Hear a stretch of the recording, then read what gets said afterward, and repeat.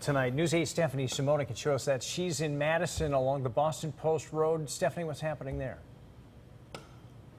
Listen, we were along the beach a little bit earlier, and hearing Steve talk about how big that water wall is going to become, I believe it, because while we were there, it was just around 6 p.m., but it was already starting to come and crash over the seawall and kind of flood into people's yards, and that's why we had to get out, because the water was just starting to rush in.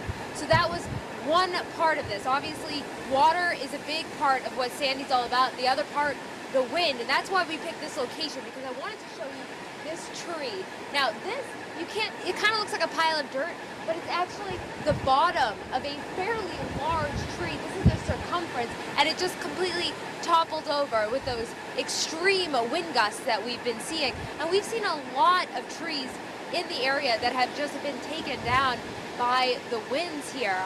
We saw them all along Boston Post Road while we were driving from Clinton and then into Madison. Because of these down trees, of course, we're seeing a lot of down power lines. Many neighbors are in the dark, and they're going to be in the dark. They're going to have to get used to using flashlights and candles because these wind gusts are so strong.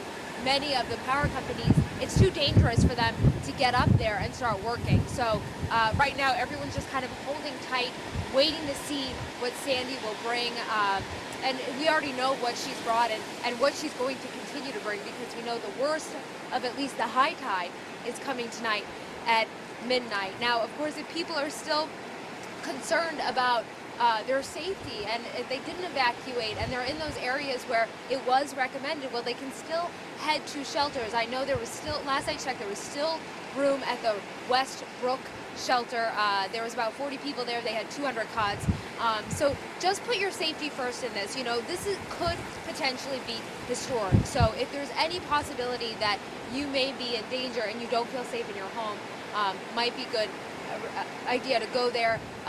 But also, going out on the roads isn't necessarily the best thing at this point either. So just kind of a volatile situation here that we're seeing in Madison as well as Clinton, all along the coastal parts of Connecticut. We are live in Madison tonight. Stephanie Simoni, News 8.